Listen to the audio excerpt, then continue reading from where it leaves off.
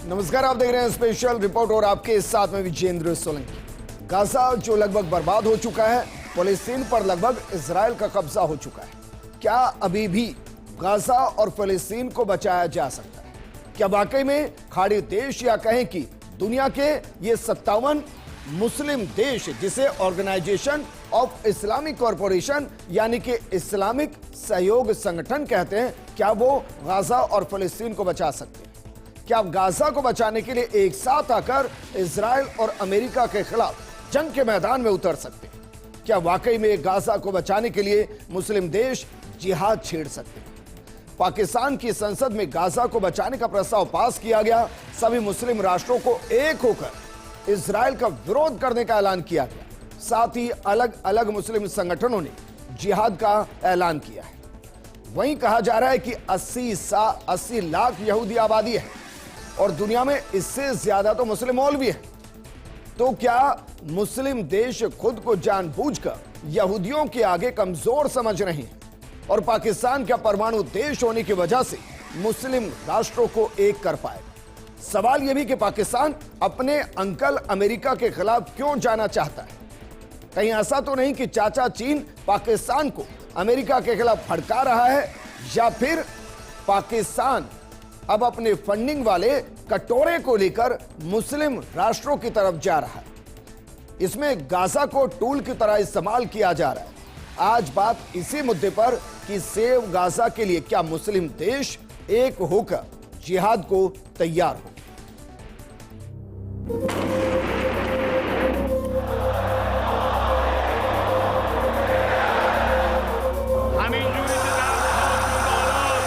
معنای این حرف اینه درخشان نیروهای مسلح ما در 2-3 شب قبل هم یک کار کاملا قانونی و مشروع بود.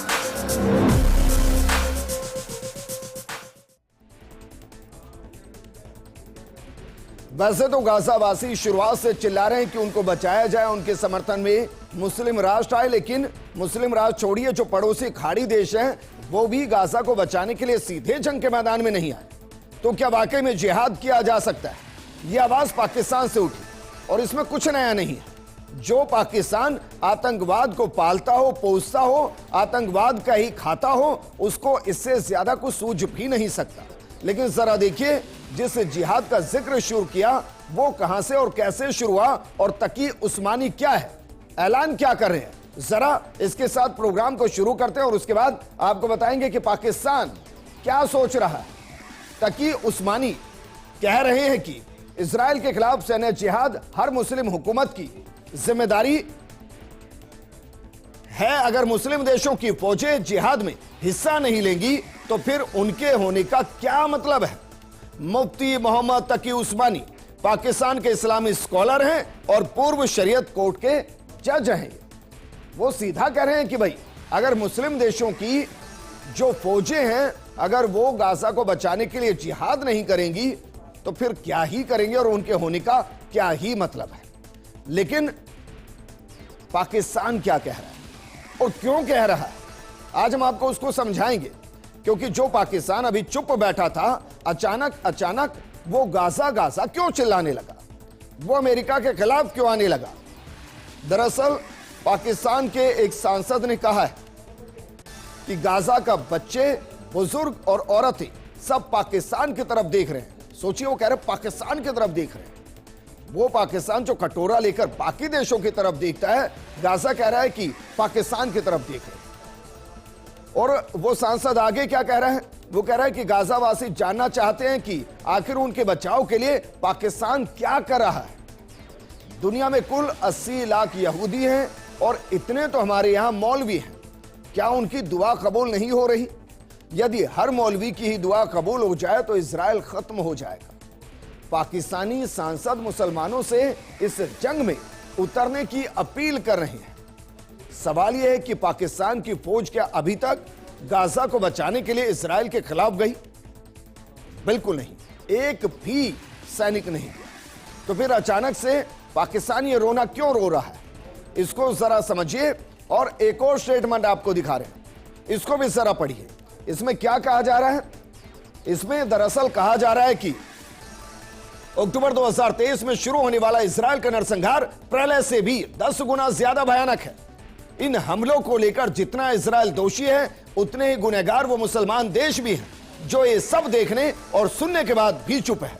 साहिबजादा मोहम्मद हमीद रजा ये पाकिस्तान के सांसद हैं। वो कह रहे हैं कि अगर गाजा में बर्बादी हो रही है तो पहले तो नरसंहार प्रलय से भी 10 गुना ज्यादा भयावह है। और इसके लिए सिर्फ इजराइल दोषी नहीं है, बल्कि वो सारे मुस्लिम देश दोषी हैं जो गाजा की सहायता नहीं कर रहे। मतलब ये देश जो हम आपको स्क्रीन पर पीछे दिखा रहे हैं, और ये 57 देश है, 57 देश, 2 अरब के आसपास पॉपुलेशन। तो क्या वाकई में गाजा को मरने के लिए छोड़ दिया गया? सवाल यह कि इजराइल को रोकने के लिए पाकिस्तान क्या वाकई में जिहाद करेगा? क्योंकि वैसे भी वो जिहाद की भाषा ही समझता है और जिहाद की परिभाषा उसके लिए बिल्कुल अलग है। पाकिस्तान की संसद में फिलिस्तीन के समर्थन में प्रस्ताव पास हुआ। फिलिस्तीन के गाजा पट्टी में इजराइल द्वारा हुए हमले को लेकर पाकिस्तान की नेशनल असेंबली के अंदर यह प्रस्ताव सर्वसम्मति से पास हुआ। इस प्रस्ताव के दौरान इजराइल द्वारा किए गए हमलों की निंदा की गई। प्रस्ताव के दौरान सांसदों ने आरोप लगाया कि 18 मार्च को फिर शुरू हुए इजरायली हमले में 1600 से ज्यादा बेगुनाह फिलिस्तीनी मारे गए, जबकि गाजा में मरने वालों की कुल संख्या 65,000 को पार कर चुकी है। इजराइल को रोकने के लिए पाक अब सभी मुस्लिम देशों को एकजुट करेगा। पाक संसद में इस्लामिक सहयोग संगठन की बैठक बुलाने की मांग उठाई गई। प्रस्ताव में कहा गया कि मुस्लिम देश इजराइल को साफ चेतावनी दे, गाजा में अत्याचार रुके नहीं तो फिर पूरी दुनिया में जिहाद की घोषणा की जाए। आप सोचिए, इस शब्द के मायने हैं पूरी दुनिया में जिहाद की घोषणा की जाए। लेकिन ये जो पाकिस्तान आज जिहाद जिहाद चिल्ला रहा है, गाजा गाजा चिल्ला रहा है, और उसको अचानक से गाजा प्रेम जाग गया है। क्या वाकई में पाकिस्तान गाजा की सहायता करना चाहता है, या गाजा के दम पर वो अपना पेट भरना चाहता है? और जो कटोरा लेकर देश देश घूमता है, उसमें अब खाड़ी देश मुस्लिम देशों से फंडिंग चाहता है। हम आपको ज्यादा पीछे नहीं, महज 1 महीने पीछे लेकर चलते हैं, जहां आपको पाकिस्तान की गाजा से गद्दारी के सबूत मिले। दरअसल मार्च 2025 में पाकिस्तान ने गुपचुप तरीके से 11 पत्रकारों को इजराइल भेजा। अब आप सोच रहे होंगे इसमें नया क्या है। दरअसल इजराइल तब भेजा गया जब उनके पासपोर्ट पर इजराइल में एंट्री बैन है, यानी कि कोई पाकिस्तानी इजराइल जा ही नहीं सकता।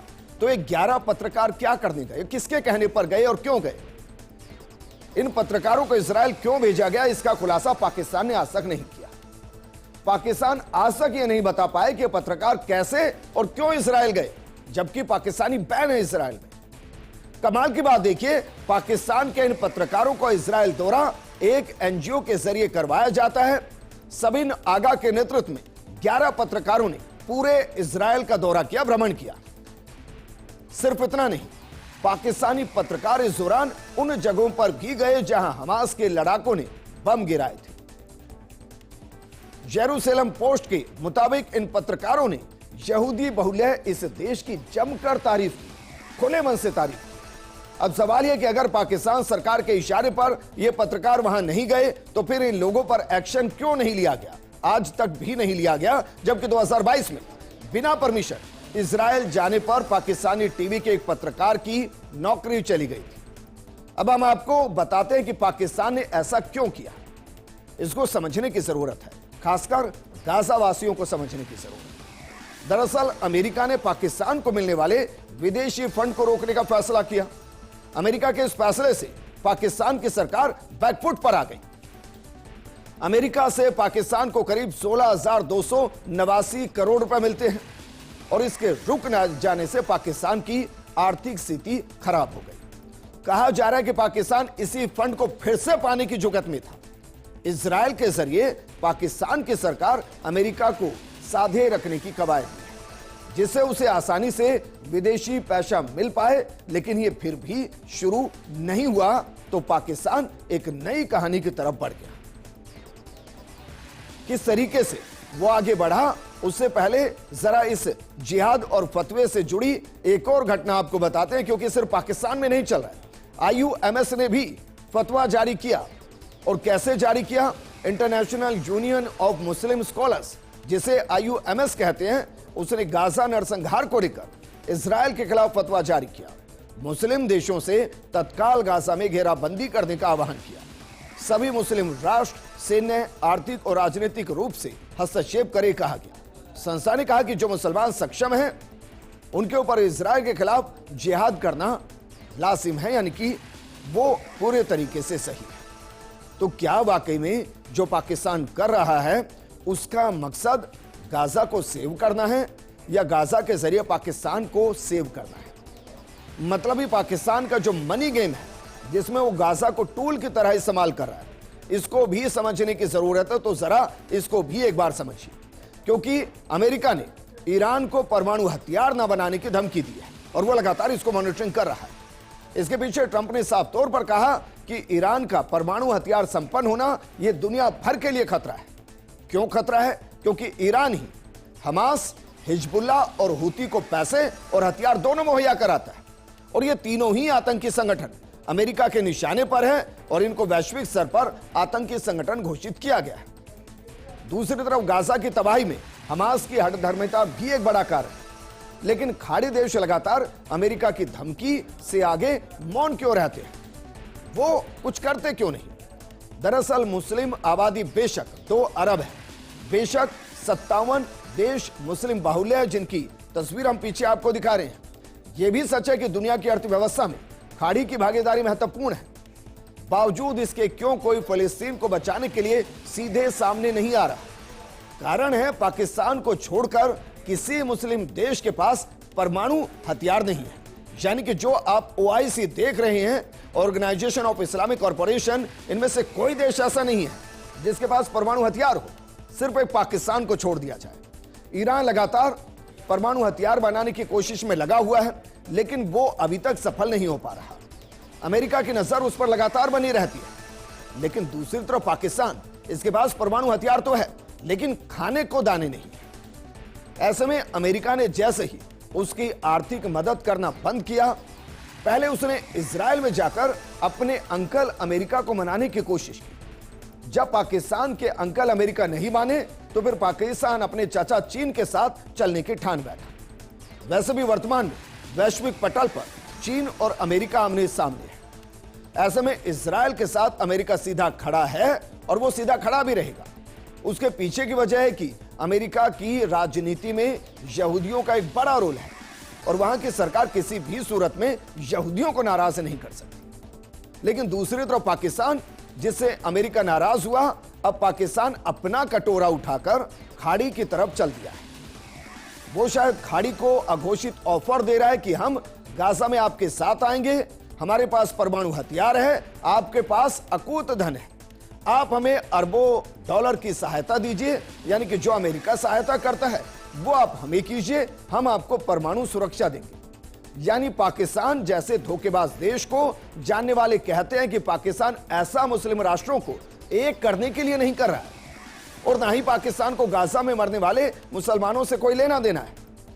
अगर उसको लेना देना होता तो इजराइल जाकर यहूदियों के कसीदे नहीं पढ़ता। दरअसल पाकिस्तान इसके जरिए अमेरिका को भी संदेश दे रहा है कि अगर आप हमारी फंडिंग को वापस शुरू नहीं करेंगे तो विकल्प है। अपने फायदे की इस डील के लिए पाकिस्तान गाजा को टूल बना रहा है और यह सबको नजर आ रहा है। लेकिन क्या वाकई में फिर भी एक बार के लिए मान लिया जाए, क्या जिस तरीके से इजराइल के खिलाफ एक आवाज उठ रही है, क्या उस आवाज के अंदर जो पूरी आबादी है वो एक हो सकती है? उससे पहले देखिए मुस्लिम आबादी कितनी है, इसका एक मोटा मोटा आंकड़ा आपको दिखाते हैं। जरा देखिए, दुनिया भर के अंदर कुल मुस्लिम आबादी 2 अरब है और यह वैश्विक आबादी का 25% हिस्सा है। मतलब हर चौथा व्यक्ति मुसलमान है इस दुनिया के अंदर। 57 मुस्लिम देश दुनिया भर के अंदर हैं और वो 2 अरब की पॉपुलेशन के आसपास और दुनिया की 25% पॉपुलेशन। और यहीं से शुरू होता है OIC, organisation of Islamic corporation. दुनिया के कुल 57 मुस्लिम देश, पूरी दुनिया में मुस्लिम आबादी करीब 2 अरब है। इस्लाम दुनिया में सबसे तेजी से बढ़ने वाला धर्म माना गया है। इसमें कई देश ऐसे हैं जहां 100% मुस्लिम आबादी है। 1946 में इस्लामी देशों की संख्या 6, आज 57 हो गए। इंडोनेशिया में मुसलमान कुल आबादी का लगभग 87% है। यहां 24 करोड़ से ज्यादा मुसलमानों की संख्या है। सर्वाधिक मुस्लिम जनसंख्या वाले देशों में इंडोनेशिया पहले नंबर पर है। इसके बाद पाकिस्तान है, फिर भारत है और फिर बांग्लादेश का नंबर आता है। भारत के पड़ोस में हिंद महासागर में स्थित मालदीव भी एक मुस्लिम देश है। मालदीव में भी 100% आबादी मुस्लिम है और इस तरह मॉरिटानिया एक दक्षिणी अफ्रीकी मुस्लिम देश है, यहां भी 100% मुस्लिम आबादी रहती है। ट्यूनीशिया की कुल आबादी में 99.8% मुस्लिम है। इंडोनेशिया, पाकिस्तान, भारत, बांग्लादेश, नाइजीरिया, मिस्र, ईरान, टर्की, अल्जीरिया, सूडान, ये 10 सबसे ज्यादा मुस्लिम आबादी वाले देश हैं।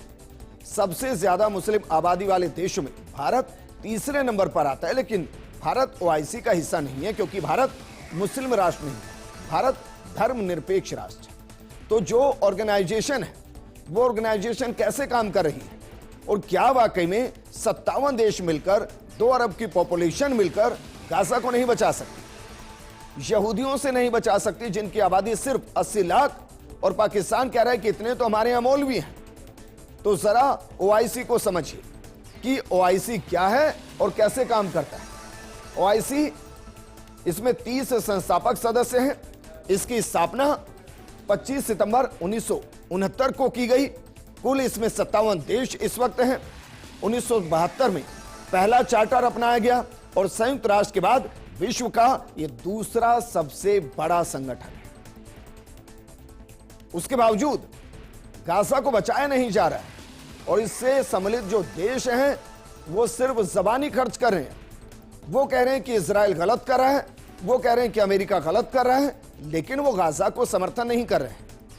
कमाल की बात यह भी है कि बाकायदा इनमें से ज्यादातर देश अमेरिका के साथ ट्रेड कर रहे हैं। इससे भी इंटरेस्टिंग ये है कि इनके जरिए गाजा जो खत्म हो रहा है, वहां के शरणार्थियों को भी ये देश अपने वहां लेने को तैयार नहीं है, लेकिन गाजा को बचाने के लिए जिहाद करने की बात ये देश कर रहे हैं। लेकिन जो ओआईसी है, इस पर ट्रंप के खिलाफ कई बयान है, सिर्फ बयान है। ओआईसी गाजा पर ट्रंप के कब्जे के खिलाफ है। ओआईसी गाजा पर अरब लीग के प्रस्ताव के साथ है। इस्लामिक सहयोग संगठन ने मिस्र के प्रस्तावित गाजा पुनर्निर्माण योजना को मंजूरी दी। मिस्र के इस प्रस्ताव में गाजा पट्टी का पुनर्निर्माण फिलिस्तीनी प्राधिकरण के प्रशासन के तहत करने का प्रस्ताव है। इसके लिए अंतर्राष्ट्रीय समुदाय से समर्थन लेने की कोशिश की जा रही है। लेकिन कमाल की बात यह कि इन सबके बीच में इजराइल लगातार हमले कर रहा है, हर दिन हमले कर रहा है। गाजा बर्बाद हो रहा है, फिलिस्तीन बर्बाद हो रहा है, लेकिन कोई सीधा आकर नहीं रोक रहा है। ओआईसी सिर्फ तब एक्टिव होगा जब ट्रंप ये कह देंगे कि इस जंग को रोका जाए, और ये जंग तब रुकेगी जब इजराइल के बंधक जो हमास ने बनाकर रखे हैं वो वापस आएंगे। हमास ऐसा इसलिए नहीं कर रहा है क्योंकि इजराइल सीज फायर का उल्लंघन कर चुका है। तो क्या वाकई में मुमकिन है कि बिना ट्रंप के ओआईसी गाजा को दोबारा से बनाए? क्योंकि ट्रंप का अपना ही प्लान गाजा में चल रहा है और अमेरिका से टकराने की स्थिति में अभी भी ओआईसी देश नहीं, क्योंकि कोई परमाणु संपन्न नहीं पाकिस्तान को छोड़कर, और शायद पाकिस्तान इसी मौके का फायदा उठाना चाहता है। लेकिन गाजा पर हमला रोकने के लिए इजराइल ने एक बार फिर से शर्त रखी। ये शर्त क्या है इसको भी जरा समझिए, क्योंकि पाकिस्तान जो कह रहा है उसके कहने से जंग नहीं रुकनी है। उसके कहने से उसके कटोरे के अंदर कुछ खाड़ी देश कुछ डाल दे, बस वो इतना ही सोच रहा है।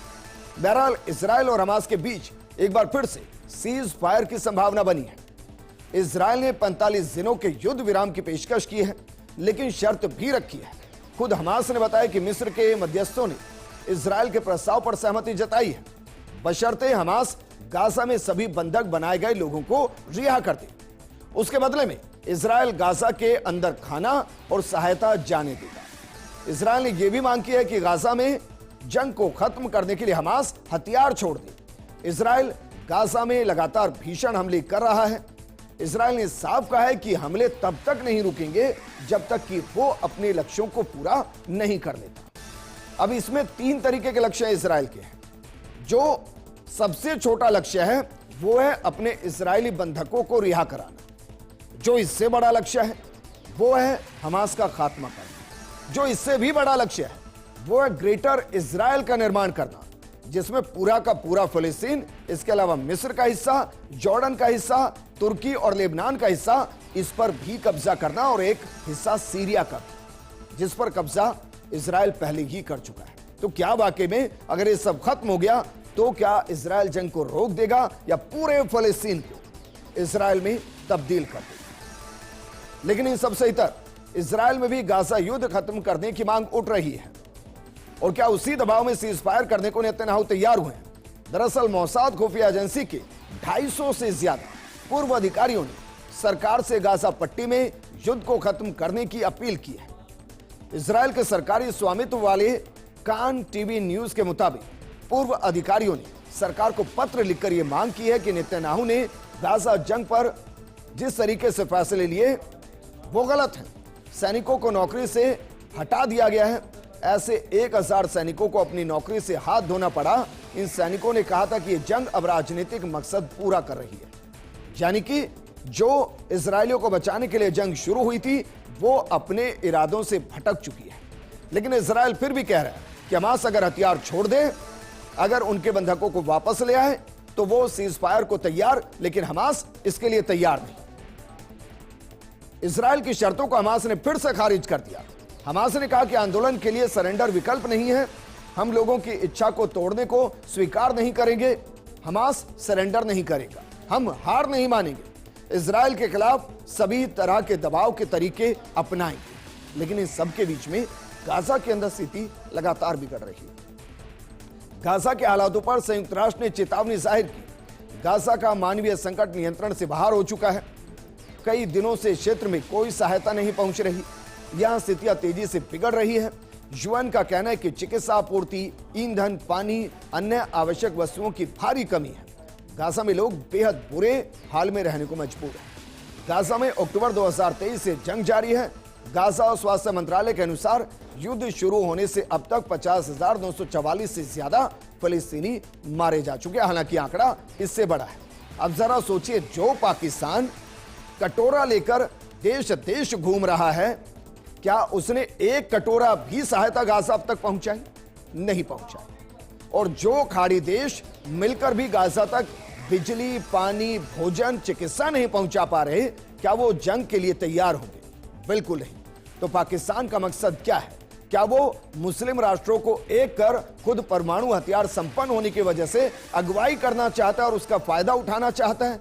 क्या वाकई में वो अमेरिका के खिलाफ जा पाएगा? और चीन क्या उसको हथियार के तौर पर इस्तेमाल कर रहा है? इस प्रोग्राम में फिलहाल इतना ही। आप बने रहिए फर्स्ट इंडिया न्यूज के साथ। नमस्कार।